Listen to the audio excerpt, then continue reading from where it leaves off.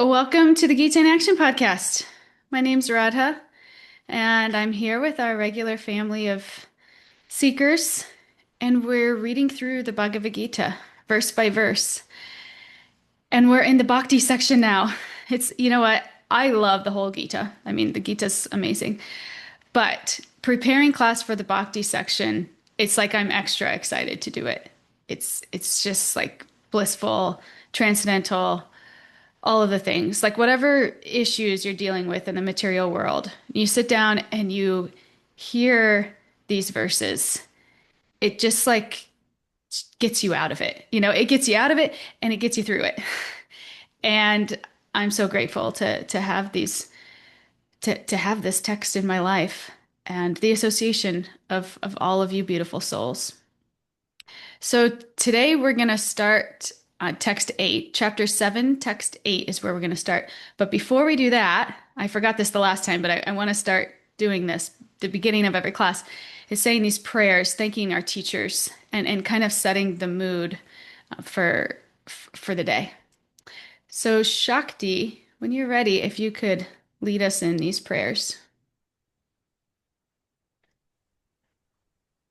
Om Gyana Timirandasha Yananjana Shalakaya Chakshur Unmilitam Yena Tasmai Shri Guruve Namaha Om Namo Bhagavate Vasudevaya Om Namo Bhagavate Vasudevaya Om Namo Bhagavate Vasudevaya Shri Chaitanya Manobishtam Shtapitam Yena Bhutale Svayam Upakaramayam Dadat Svak Pandatikam Vandeham Shri Guru Shri Yuta Parakamalam Shri Gurun Vaishnavamscha Shri Rupam Sakaratam Sahagana Rakanatha Pitam Sam Sajivam Sadvaitam Sahutam Parijana Sahitam Krishna Chaitanya Devam Shri Radha Krishna Padan Sahagana Lalita Shri Visakan Vitamscha He Krishna Karuna Sindhu Dinabandhu Jagatpate Gopesha Gopika Kanta Radha Kanta Namostute Tapta Kancha Garungi Radhe Vrindavaneshwari Vrishabhanu Sute Devi Prananami Hari Priye Namo Om Vishnu Padaya Krishna Prastaya Bhutale Srimati Bhakti Siddhanta Swami Iti Namane Namaste Saraswati Deve Gauravani Prashayane Nirvishesha Shunyavadi Paschataya Tirayane Jaya Shri Krishna Chaitanya Prabhu Nityananda Shri Advaita Gadahara Shivasari Guru Bhakta Vrinda Hare Krishna Krishna Krishna Hare Hare Hare Rama Rama Rama Hare Hare. Beautiful. Thank you. So nice. It's like purifying the consciousness, these prayers, right? Just expressing gratitude for our teachers and our gurus. It really sets the tone, it can kind of transform your whole day, your whole like state of mind, when we express gratitude. So I thank really feel you. like it opens my soul. It's like, okay, Mm, I'm ready to hear all of the beautiful nectar. yes. Yeah. Right. It situates us nicely. Thank you. So with that, let's start with the eighth text of the seventh chapter. Whenever you're ready, Stella, if you want to read it to us. O son of Kunti, I am the taste of water, the light of the sun and the moon, the syllable Om in the Vedic mantras. I am the sound in ether and ability in man. So we're starting a really fun section for the next 5 verses or so, which we may or may not get through today. But we're getting kind of examples. We're kind of getting to make it more real life of like of the essence that Krishna is. So in the last verse, if we remember in 7:7, Krishna compared himself to the thread holding together a necklace of pearls. It's pervading and sustaining everything. But now he's like bringing it closer to everyday experience. He points to things we encounter constantly: water, light, sound, ability, and he says that essence you depend on, that's me. right? And it's easy again to hear these things and they're relatively simple concepts, but to really realize them and go throughout our day, and recognize that if we could do that, it would undoubtedly change our entire consciousness, our entire experience of our days. If every time that we drank water, we thought of Krishna, you know, in the taste, we recognize that taste comes from Krishna. And it doesn't mean he's not saying everything is God like in a simplistic way. And he's later he's going to clarify that he also exists beyond it all. But he really wants us to recognize that the very essence of what gives things their power, their beauty, their usefulness, that's him. Like when we talk about water, people call it tasteless. But really water does have like its own subtle taste, right? And without it, even like the moisture on our tongues, we couldn't taste anything. So water's essence is taste. Right? Krishna says, that taste is me. What does Stella say? She, Krishna, is the cuteness of cats. Stella's a cat. What's the word for that? Isn't there like a word for somebody who likes cats? Cat fan. Crazy cat lady. Cat lady, that's what it is. That's I'm glad it. I couldn't think of it because that actually is a little derogatory. That's actually it. Oh, that's wonderful. Yeah, so we can take this to everything that we love or hold dear. We should recognize that at the root of it, it's all Krishna. It's all Krishna. And the Gita describes kind of the way the Gita goes through this like systematically, is it describes how each element carries its own essence, or it's like sense experience. So water is taste, ether is sound, air is touch, fire is form, earth is fragrance, or fire is sight. Earth is fragrance. So Krishna identifies himself with those essences. So he's showing us, I'm not far away, I'm right here, like in the basic experiences of your daily life. When we think about like the sun and the moon, again, these things we don't even think about every day. We kind of take them for granted. The sun comes up, we have this beautiful light and heat for the day. And then the sun goes down, the moon comes up, and we have like a nice subtle light. That's their essence. Their essence is light. And without it, we wouldn't even know where we were. Krishna says, that light is me. And when we look at science, science is useful. It can describe, how the light comes, the fusion, the reflection, but Krishna is the intelligence behind it, the one who sets the whole system in motion. So it's really beautiful if we can start to change our vision to everything that we see, that we encounter, recognizing that Krishna is behind it all. When he says in this verse, I am the syllable Om in the Vedic mantra. He says that he's identifying himself with this sacred sound vibration that underlines all creation. Om, it's considered a primal sound, the seed of the Vedas, the beginning of all mantras. So by saying, I am Om, Krishna is revealing that the ultimate power and essence behind the scriptures, meditation, spiritual sound, again, it's him. Right? So whenever we chant, whenever we meditate, whenever we even hear Om, it's an opportunity to connect directly with Krishna, right? The source of all transcendental vibration. Same with, sound, when sound is propagated. And this one is really good for us. This next one, we should all really kind of like put a bookmark in our mind to remember as we go about our days. When Krishna says, I am the ability in man, right? He's pointing to something really powerful. Every unique talent we see, whether it's someone being a gifted speaker, a brilliant leader, a skilled artist.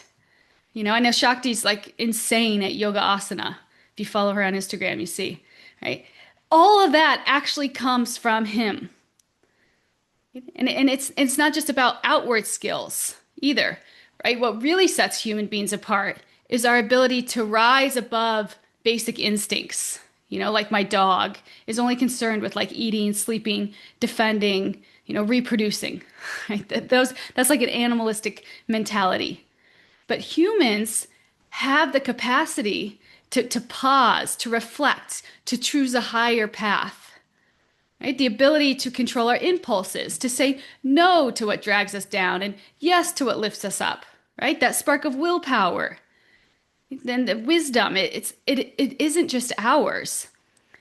That's Krishna shining through us, right? He's giving us the capacity to grow, to improve, and to ultimately turn towards him. So if you think about this like something that, you're really proud of in your life, maybe you're really good at, which is great. But take that train of thought a little bit deeper and recognize that that comes from Krishna. It's not you. Right? Krishna is empowering you. It's acting through you. And that's why he's reminding us this. I'm the ability in man, our intelligence, our talents, even our power to choose rightly. It all comes from him. And here's the kicker. Whenever we often trip up, instead of seeing these gifts as sacred, we start thinking they belong to us. Right? And when that happens, it's really easy for the ego to slip in. Does anybody ever fall into this trap? Right?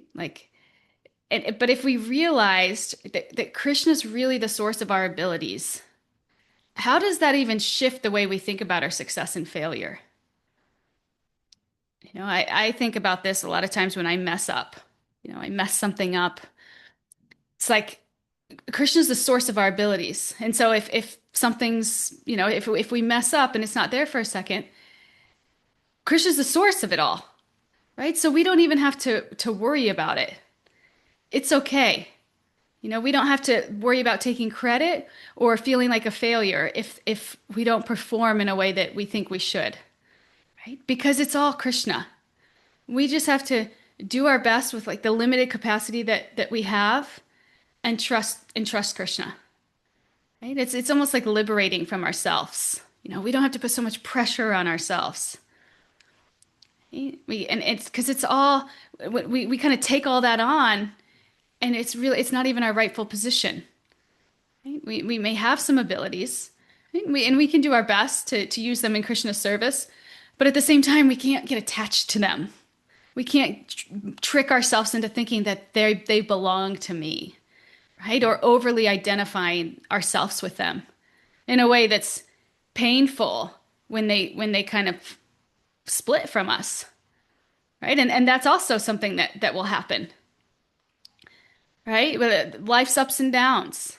We have these abilities and they're great and they help us kind of cope or thrive or survive. And to the point where we start building our self-worth around them. But again, just like everything in material existence, everything's temporary. Whatever you're really good at now, like I know my husband was super athletic when he was young. And that was how he connected with people. And now as he's getting older, he's realizing it's harder for him. And it's kind of confronting to him almost, that look, actually this isn't me. I can't rely on this for my self-worth. I'd have to kind of let go of this because this is the nature of material existence. We're all going to be confronted this way, right? In one way or another. Projects flop, relationships strain. We feel like we've lost our touch. And when that happens, it's easy to get angry or frustrated or discouraged. But again, the Gita is trying to get us to shift our perspective in a way that liberates us. It's reminding us that our abilities aren't our entitlements. Okay, they're manifestations of Krishna's potency. And when you think about it like that, it's almost like silly how attached we get to them, right? Or how upset we get when we mess up, or it's like these aren't even ours, right? They're gifts. They're entrusted to us for however long they last, right? And when they fade or disappear, it's not proof that we've failed. It's just simply part of the ebb and flow of divine arrangement. Right? So once we can embrace this and stop taking sole credit when things go well or stop tearing ourselves down when they don't, we see our abilities as part of a bigger cooperative project. It is kind of beautiful, right? Like we just do our part. Krishna provides his energy, and together something meaningful happens. And there's so much freedom in this, right? Because we're no longer at the mercy of ego's roller coaster. We don't get inflated when we succeed. We don't collapse when we fail, right? Our work just becomes an offering. When abilities seem absent, we persevere humbly, right? Just as an act of service. When they manifest, we cherish them gratefully, right? Not just for what we can produce materially, but for the spiritual growth and deeper connection they reveal. Right? So this is something we can all practice today. It's like trying not to get attached to our abilities or our talents, right? Understanding that they're not actually ours. Right? They're on loan, and they can come, they'll come and they'll go. Right? We just do our part. Yeah, Shakti, did you have something you wanted to share? Yeah, it's just funny because not funny, but you mentioned, oh, if you saw Shakti's, website, you see all of the, crazy yoga things that I'm doing. And my mind, and if I'm not focusing on Krishna, my mind's going like as soon as you said that, I'm like, yeah, but you don't see any handstands. I can't do handstands anymore. My shoulders will not do it. I can't do a handstand. I can't do forearm stand. I used to be able to do that. And my mind starts, so I hear you talking, but my mind is going, no, she doesn't know that you used to do handstands. They don't know that you could have done this, but now you can't do it anymore. And it starts already to like badger me and put me down and put me in a place of like, don't even, why is she saying something like, no, I can't do the things that I used to do. I'm not, no, that's not even, it's nothing. And my husband sitting next to me knows because he takes a lot of my photos and he knows when I get frustrated and angry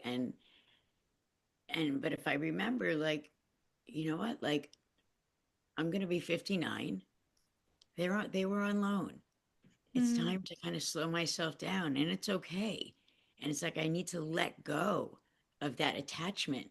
And I didn't even realize like how it like I knew I was attached, but until you said that, as you're talking about this beautiful stuff, all I'm thinking is she doesn't know that I can't do handstand anymore. She doesn't know I can't, like that's what's going on in my mind while you're talking about all this beautiful stuff.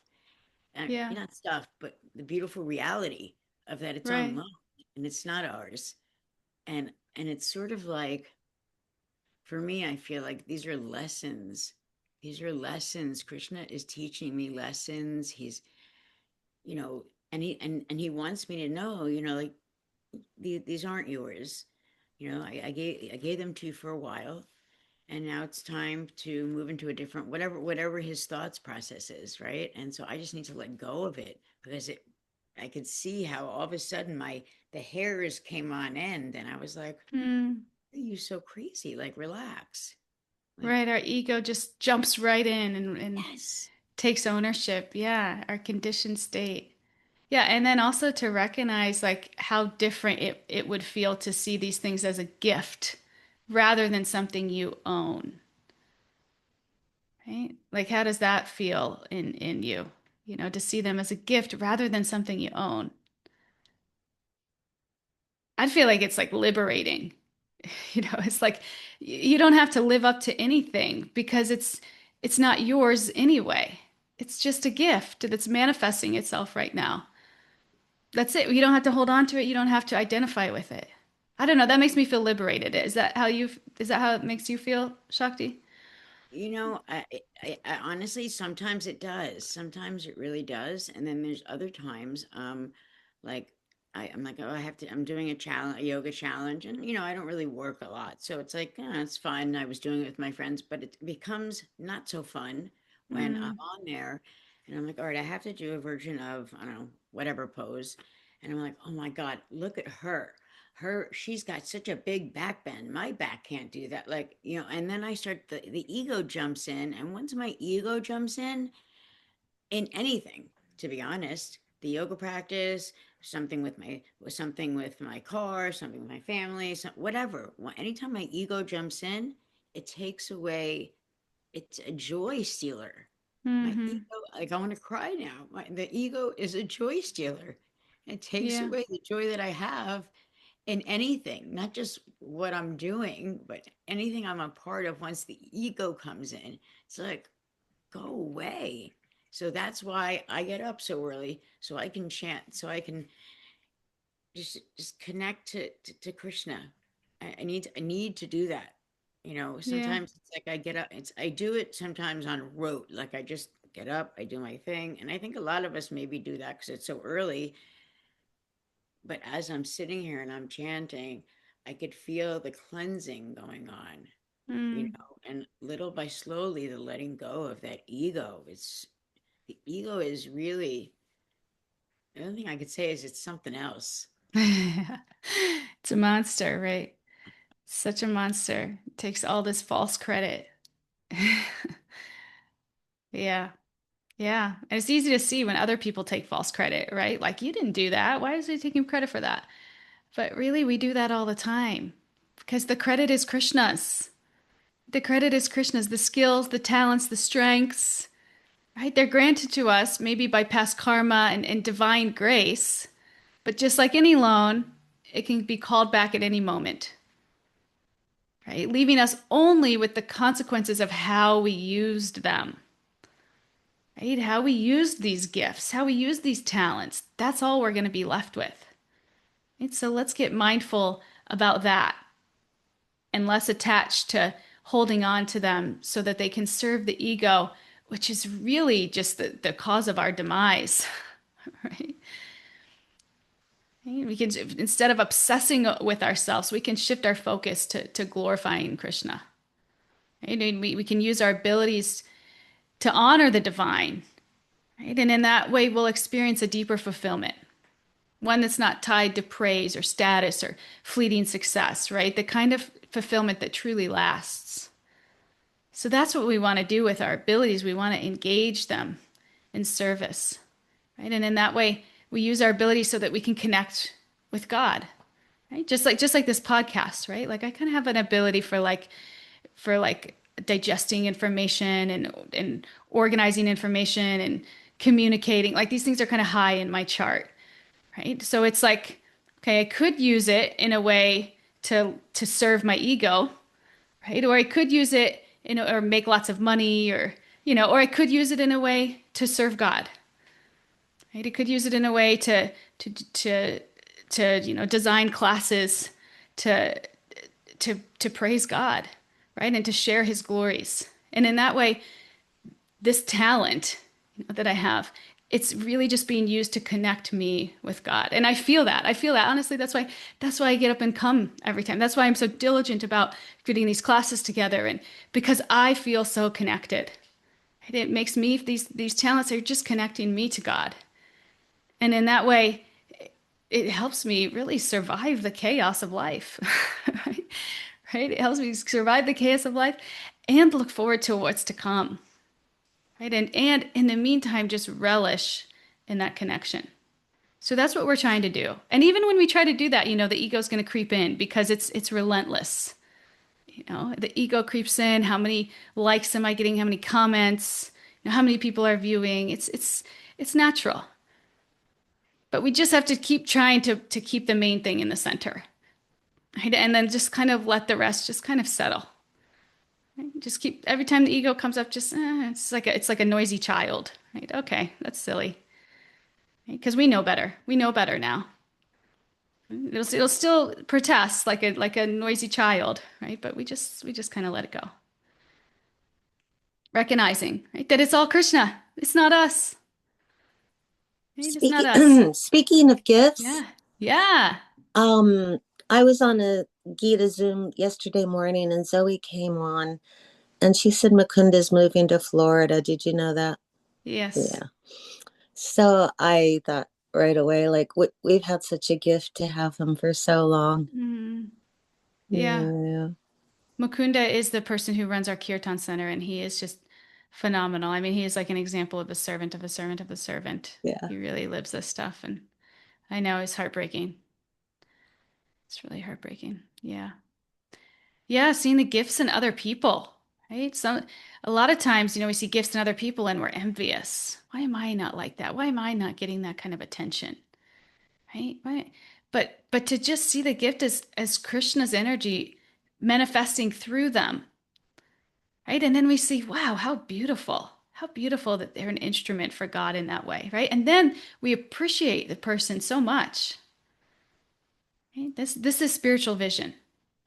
Right? This is spiritual vision. And this is the takeaway here. Krishna saying, train your vision to see me in the essence of everything. Right? Every sip of water, every sunrise, every sound in the air. Right? It can become a reminder of him. When we start to recognize him this way, this remembrance, it's not forced, it becomes natural. Right? And life turns into a meditation. Because the beautiful thing about God consciousness is that it's not limited to a temple or a church or a yoga mat or a certain time of day, right? We can be God conscious everywhere. It's just such a gift in itself, right? Why? Because God's energy pervades everything. And the more that we learn about Krishna and recognize his presence in our lives, the more free and uplifted we become. The more that we can even kind of shift that mindset from one that centers on the ego to one that centers on God, right? And gives God credit, the more liberated we become, the less entangled we become, right? The more uplifted we become, right? This knowledge itself is liberation. Right? When we fail to see the connection between God and the world around us, we stay stuck in material consciousness, comparison game, right? Me in the center, competitive, right? This ignorance, it ties us down. But this awareness of Krishna and everything, it sets us free. And that's what we're going for here. As we even leave here and go about our days, how can we see Krishna more in everything? And when we see our ego kind of creep in, how can we turn that around by connecting whatever we're seeing to Krishna? Right? Whatever we're experiencing. What do you guys think?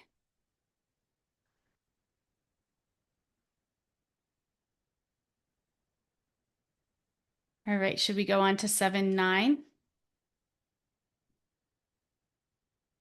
When you're ready, Stella. I am the original fragrance of the earth, and I am the heat and fire. I am the life of all that lives, and I am the penances of all ascetics. Thank you. So again, we've been talking about how Krishna shows up in the elements of this world, like earth, for example. Its associated sense object or essence is fragrance. We talked about this a little bit of, I tied each element to its essence. And when we think about it with earth, you plant a seed, you don't smell anything. You water it, still no fragrance, right? But then when the flower grows and blooms, suddenly there's this beautiful aroma. Where does that come from? Not from the seed, not from the water, but it comes from the earth itself, right? And Krishna is saying he is that fragrance. Krishna's that fragrance. And when we worship the deities in the temple, we offer the deities a flower, and then they bring that flower around and everybody smells that flower. Right? And when we smell that flower, we're smelling that. It's maha, because it was offered to Krishna, and now we're smelling it. But we can think, this is Krishna. This is Krishna. And the same goes for the sun and fire. The sun gives us light. Fire gives us heat. These are essential qualities. Krishna says, I am the light. I am the heat. That's why we're naturally drawn to them. When it's cold, we gather around a fire because of the warmth. Krishna's reminding us that warmth you depend on, that's me, right? Even like the digestive fire in the belly after you eat, and you're digesting, that's Krishna. We think, oh, that's me. You don't even know what's going on, right? We don't even have any idea. It just happens naturally. This is Krishna. Right? And then there's life itself, right? The biggest mystery of everything. Science can't fully explain where life comes from. Right? But the Vedic understanding is that it all comes from the soul. Right? Our body functions because of the soul's consciousness. Right? That's how everything's being carried out. Right? And behind the soul is Krishna. He's the source of life. Right? The soul gives life, and the whole arrangement of how life interacts with matter is orchestrated by Krishna. Right? This body is how the soul interacts with the other material existence. Right? It's all Krishna. Even things like austerity, the ability to fast or undergo hardships, gifts from Krishna. Some people have extraordinary willpower. Right? And again, instead of being envious, we can see it as Krishna's energy working through them. Let's try that. The next time you start to feel a little bit of envy creep up in you, when someone can fast up for a long time and you can't, right? Or someone has really wonderful singing skills. Whatever it is that you feel yourself getting in that comparison mentality, let's just step back and think, wow, that's Krishna's energy manifesting through them.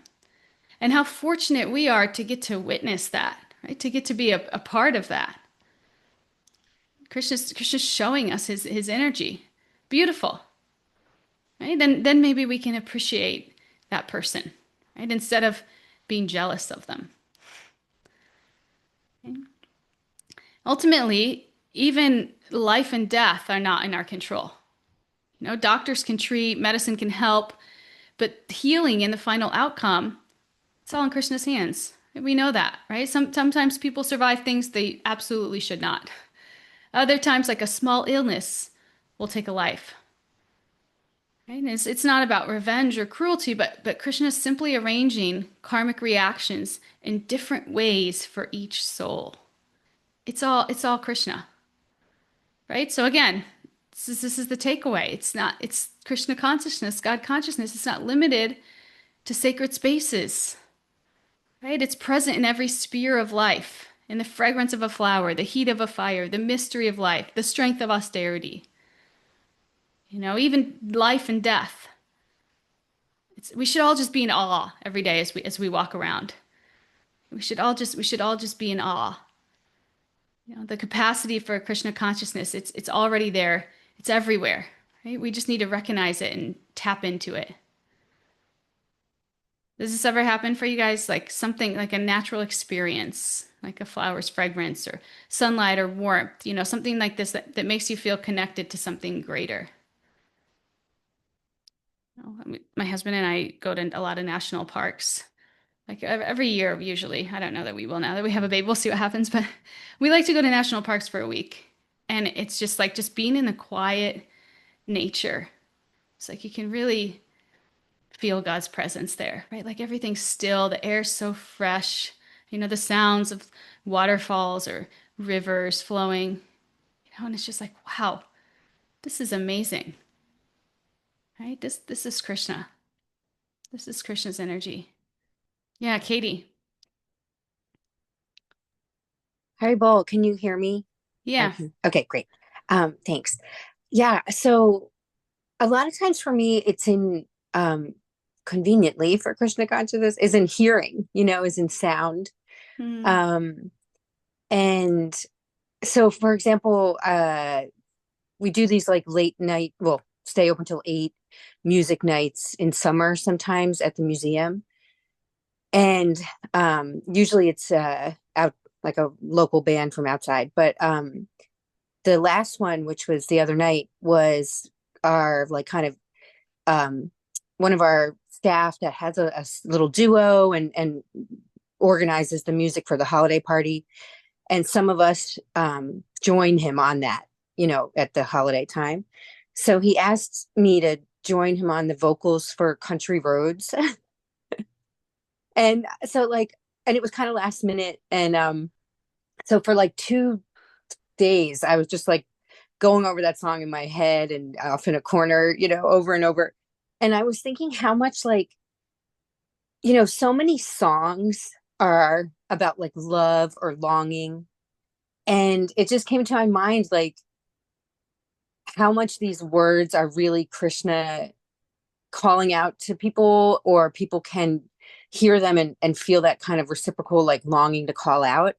Because for example, some of the words are like, driving down the road, I get a feeling I should have been home yesterday.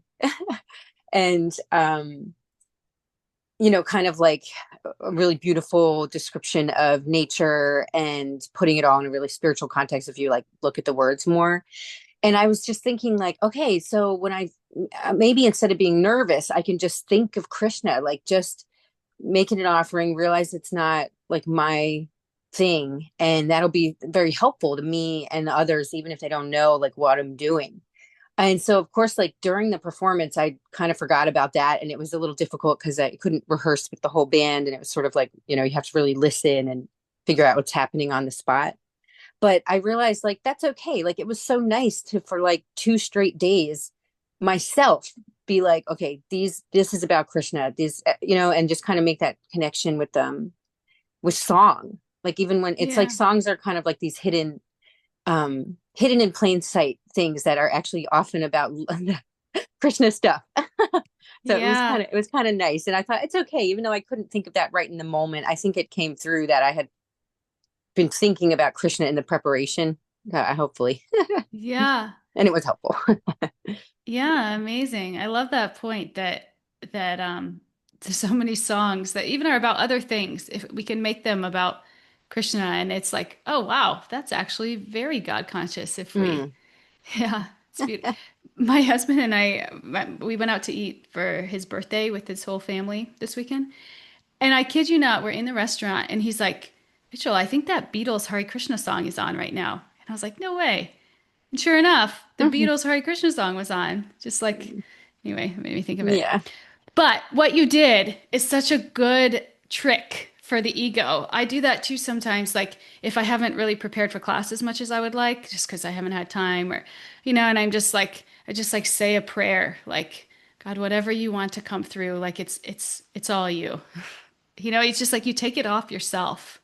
You make it about just like, I'm just doing this for you. Please help me to serve you as sincerely as possible.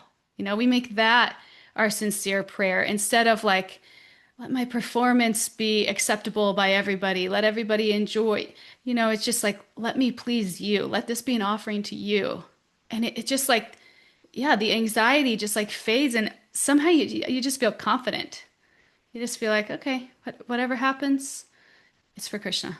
Right? Whatever doesn't happen, it's for Krishna. Right? That's another good trick. The next time you feel nervous or anxious about something, right? Just try to just turn it into an offering to Krishna. Say a prayer. Notice how you feel after. Yeah, it's really good. Thank you. Thank you. I think we're on the next verse now, right?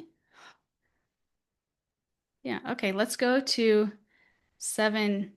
Oh, this is another point I want to make before we go.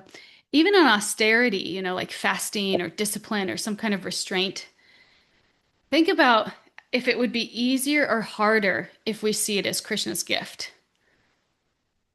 Like sometimes you're trying to diet and you're trying to do it for your ego, and it's just like all this restraint, it's like, and it all becomes about you. And then it becomes like, if I can't do this, I'm not strong or whatever. But if you could just see it, even the ability to do these things, it's Krishna's gift. I can try. I'll try my best, but I'm doing it for Krishna. Right? And if it happens, it's Krishna's mercy. And if it doesn't, it's Krishna's mercy. Right? Wouldn't this feel so different? This is another thing we should try. Doing an austerity, making it an offering to Krishna, and viewing it as his gift. Right? The ability to do something like that. It's Krishna. It's not us. Has anybody ever experimented with this? Seen how it feels? How it feels different than making it all about yourself and how strong or austere you are. Right? When you can see this Krishna's gift and making an offering. Andrew just put something nice in the chat. Please read it. He said, I keep telling myself the app I'm writing is for Krishna. If anyone else benefits, Jai. So, Jai, Andrew.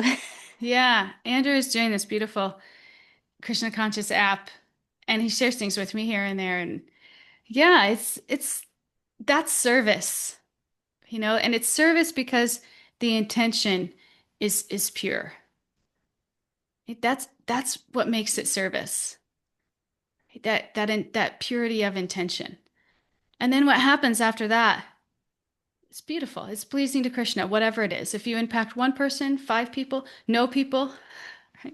Krishna wants to see our sincerity. He wants to see how serious we are about serving him. Okay? And then the manifestation of his energy, that's his gift. There.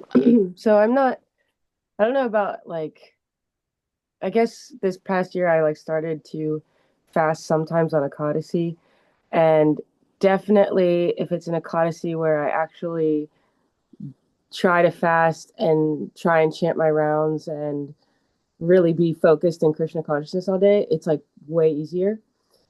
Um, but that's only like a recent thing, and I think sometimes it's hard when you're fasting to like, it's easier if you have it like planned out. Okay, I'm gonna try and think of Krishna throughout this day. But if like I have a moment when you're fasting because your body's just in a different mode, if I have a moment where I'm like starting to get a little grumpy or hungry or whatever, it's hard to remember Krishna, and then coming back to it definitely makes it easier. So I do notice it in that. But even with like trying to start my baking business, like I used to think about all these different ideas for like, oh, I could do this for work or this for work. And I'm like, but I know myself and I don't always have the best self-discipline to like maintain something on my own. And I'm like, I've thought about like, oh, maybe I could do like kids groups and meet up once a month. And I'm like, I don't feel like I could sustain that. Like, I don't feel like I could, and maybe that was just like my self-esteem or whatever, but like in previous years. But with my baking, it's been like a year now. I've been consistently baking almost every Monday and then sometimes extra. And I'm like, but that is like a service for me. Like I really try to listen to lectures and chant before I do it, and I offer it every single time. And I've stayed consistent with that. And I'm actually like really surprised with myself because I mean, I stay consistent going to a job or going to like a class, but this is something I do on my own in my own space. And I'm like, wow, this is something I've actually maintained and stayed consistent with for a whole year now. Like, that's actually kind of big for me because I'm not always the best at maintaining that. And just hearing you say that, I'm like, wow, yeah, it's because it's like my service and it's something for Krishna. It's not just for myself. It's not just, but so Yeah. I noticed that in that, but I kind of just jumped in. So I think I caught your question well. Yeah. No, so thank you. A teacher once told me, just have a strong desire and Krishna will empower you. All you need is a strong desire and Krishna will empower you. It's like, oh, yeah, we just need a strong desire to serve him, to, focus on that sincerity of our intention and that strong desire. And if we have those things, Krishna will manifest. I mean, that's what it sounds like it happened. You're a very sincere devotee. You have this strong desire to serve God, right? You have this talent of baking. You're, and he marries them together, right? And then it's like, wow, how did that happen? It happened because Krishna empowered you, because you had the strong desire and the sincere heart. So that's, yeah. I think it So, amazes me too, is like sometimes I'm like, oh, well, how can I like get this going? Like, should I branch out? Should I, make it an LLC now? And then like I'll like think like that. I'm like, oh, I don't know, I'm not ready. I'm scared, I'm nervous, whatever. And then all of a sudden, like five people will be like, can I place an order with you? Do you take personal orders? And I'm like, yes, I do. And I'm like, okay, Krishna, this is all you because I have no idea how to do any of this. Like, I mean, I'm learning ins and outs of business and this and that, but all of that stuff is like beyond my mind. And I'm just like, Krishna's like, here's people, they want it, like keep doing it. And I'm like, okay, I'm listening. So yeah. And definitely. that's like when we're really in the flow. We feel like we're just kind of along for the ride of our lives. Right? It's like, okay, Krishna, whatever you want, I'll just try to follow your lead. Like if this pops up, I'll take that opportunity as a humble servant. If this is what you want to manifest, okay, I'll do my best. Right? Instead of like, what should I do? I'm so anxious about this. Is this going to be good enough? It's like Krishna, whatever you want, and then you see an opportunity and you do it in Krishna's service. Yeah, that's Krishna consciousness in everyday life, just like that. Thank you, Mariah. Okay, should we go to the next verse? Verse 10. Let's see. Whenever you're ready, Stella. O son of Pritha, know that I am the original seed of all existences, the intelligence of the intelligent, and the prowess of all powerful men. Thank you. Okay, so Krishna's continuing, by describing three more of his attributes, right? So now we're up to 12 attributes, right? So he says, I'm the seed of all existence. Now you think about a seed, when it grows into a tree, the seed itself is gone, right? It transforms, right? Or an embryo that becomes a child, right? The embryo no longer remains, right? But Krishna is saying something deeper. He's saying he is the seed of all living beings, right? The original source behind all life. Yeah, unlike a material seed, he doesn't disappear. He remains the ultimate truth, right? The foundation behind everything. That's him. He says, I'm the intelligence of the intelligent. Again, whenever we see someone who's sharp, who's brilliant, who's creative, who's really good at problem solving, that intelligence, it's not just their own, it's Krishna shining through them. So we don't even have to be envious of that, right? We can, again, just appreciate it. Krishna's everywhere. Wow, how fortunate are we to bear witness to that? He says, I'm the power of the powerful. Right? Again, we often admire strength, physical, mental, social. Some people have such influence or presence that it naturally impresses us. But again, Krishna's reminding us that strength, it's not independent. It's actually his energy flowing through them. Right? So this can shift how we see others. It's not just about admiring their qualities, but appreciating the divine source behind them.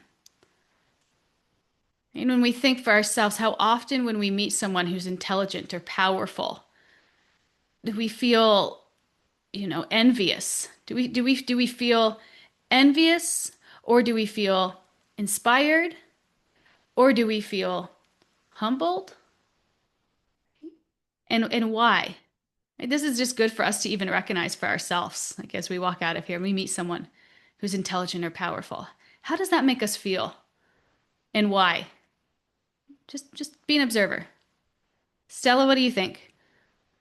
Yeah, definitely. All those things, but I also feel really sad when the powerful misuse that gift Hmm. to crush others. Like Krishna gave them that gift. It was their karma, whatever. They're playing it out and they're making their own choices about it, which cause harm. Yeah. So, when I like somebody could say, "Oh, Krishna is the power and the powerful," then he must be, not good because the powerful are using it for harm. But it's really the free will of the person who was given that gift. And we could also misuse our gifts. So, I mean, there's, so are you using Krishna's gift of intelligence and power for good or for harm? And as we see in today's world, a lot of people are choosing it for harm. Um, they're exercising the God-given power, but that's material world, I guess. It's really Yeah. it. I mean, I feel humble in the presence of someone very powerful, even, like the guy who comes to fix my porch and he's lifting really heavy things and he's, I'm like, wow, he could do all that stuff I wish I could do. But like when I see these powerful people in high governments, you know, I'd like to be impressed, but it's like, why are you using it that way to make people feel bad? You know? Yeah. Yeah. So nicely said. And that's something actually we're going to talk about in the 12th verse. Ooh, Is it's all Krishna's energy, but he doesn't get involved. And we've talked about this in the past yeah. too. You know, Yeah, I guess that's yeah, that's like, what's that interplay between willpower and his gift? right. Yeah, it all depends on how we use it. And we all know that and we see that. We ourselves can have a wonderful gift and we apply it to something degrading and we're degraded. You know, you even see like those really like celebrities that are so gifted, but they do it so much in the service of the ego and they become the cause of their own demise. You know, they'll get addicted to drugs or become suicidal or you know, it's like these things these things happen. And God gives us that free will because he doesn't get involved. He sets up the system. But just like you said, it's our free will to decide to turn and come back to him, to decide to engage in activities and engage our consciousness in things that elevate us, that lift us up, right? That lift us up into higher modes of material nature and ultimately to connecting with God, to transcendence. Right? But it's our choice. And Yeah, these gifts, yeah, can it degrade starts us. with recognition that it is a gift, not your own. I don't know that someone could think that, I mean, if you think it's a gift, there's more choice apparently available to you of how to use it. Whereas I would think if you don't think it's a gift, you just follow your own Hmm. mind, you know? Like that's the first key thing as we're learning in the Gita, that it is a gift. It is Krishna. I mean, just knowing that or just realizing that has a huge impact how we use it. Yeah, it's like almost when you know that it's not you and that it's a gift, then you don't feel the need to try so hard to keep it or to show it off or because you understand it's like if you went to an Airbnb, it's like you don't it's not yours. You know it's not. So Yeah. it's like you don't get attached to it. You don't get too proud of it. It's like so we can't get proud of yeah, these attributes or these intelligences or whatever it is that aren't ours, that are given to us. Yeah, best we can do is use it in service of the creator, of the gifter. Okay? Yeah, that's love. And that's really where Krishna's trying to lead us. Thank you. Those are great points though. Thanks for bringing that up. Okay, should we do one more verse? Pretty short. 7:11. This will be the last of the attributes of listing attributes, and then the 12th verse is a conclusion, but we might have to wait to Thursday to get to the 12th verse. So 7:11, when you're ready. I am the strength of the strong, devoid of passion and desire.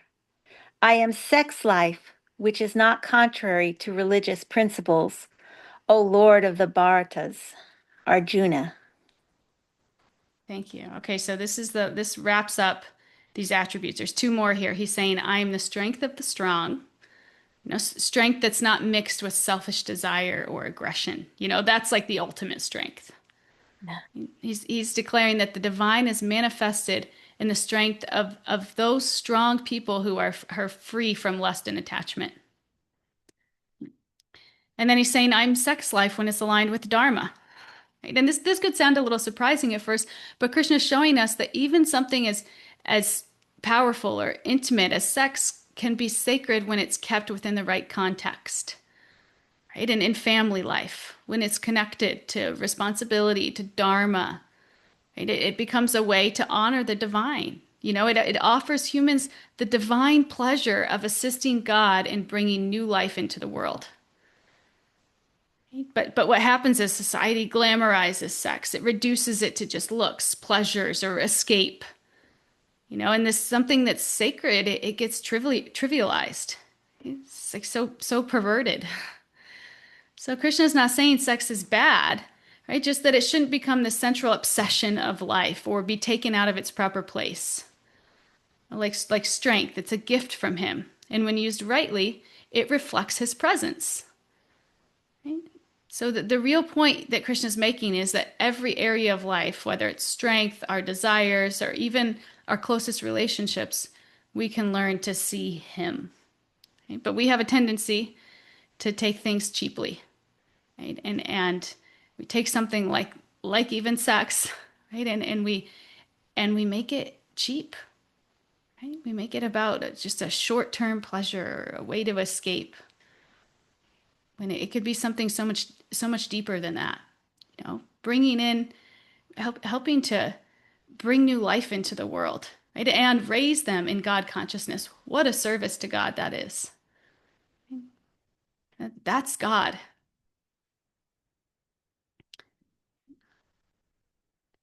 So I think that might be all that we have time for today. But just to kind of wrap this up, you know, in these verses, he's teaching us this profound shift in vision. Instead of seeing the world as ordinary, he's inviting us to see it as sacred, right? Pervaded by his presence at every level. The taste of water, the warmth of fire, the fragrance of earth, the brilliance of intelligence, the strength of the strong, right? They're not just random qualities, they're Krishna's energies. And they're meant to help us remember him. That's what they're meant for. They're not meant for us to get trapped in the ego, right? To get envious, to get jealous, to feel bad about ourselves. No, they're meant to help us remember him. If we're doing anything different than that, we're an illusion. Right? Spiritual life, it's not about escaping the world, it's about transforming our vision of it. So every sip of water can be a meditation. Every talent can become an offering. Right? Every moment of beauty can become worship. Just like Katie was doing. Right? When we train our minds to see Krishna in these small, constant ways, then remembrance stops being forced and it becomes natural. So the takeaway of this class, it's simple, but it's life-changing. And to actually go and practice, we'll see how difficult it is. Because our ego wants to slip in. We want to make it about us. We want to be the center. We want to take credit. We want to place blame. We should understand when we're slipping into those kinds of mentalities, the ego is popping up. Right? And that's okay, but we need to whack that ego down, right? Or we're going to suffer. We've all experienced that. So see it as just kind of a old friend that you've kind of grown out of and you don't really care to see anymore. But you still, thank you for teaching me what you taught me. Right? That's what we want to do to the ego, right? Because we want to put God in the center. We want everything around us to remind us of God. Right? Remember that God's not far away, right? He's right here. He's the essence of everything that we experience. And if we choose to see him, the whole world becomes a temple, right? And every act becomes devotional. So that's the practice that Krishna is calling us into. And as we go deeper into this chapter, we'll see how this vision leads not just to awareness, but to true liberation. But it starts in these moments. It starts in the moment where you turn this off, you get in your car, you drive to work. Where do you see Krishna? Where do you see Krishna? So thank you all for coming today. If anybody has any final reflections, I'd love to hear kind of what you took away, or maybe something that you're gonna work on this week, or kind of a small tweak you can make in your life to practice some of these things. Anybody want to share anything before we leave?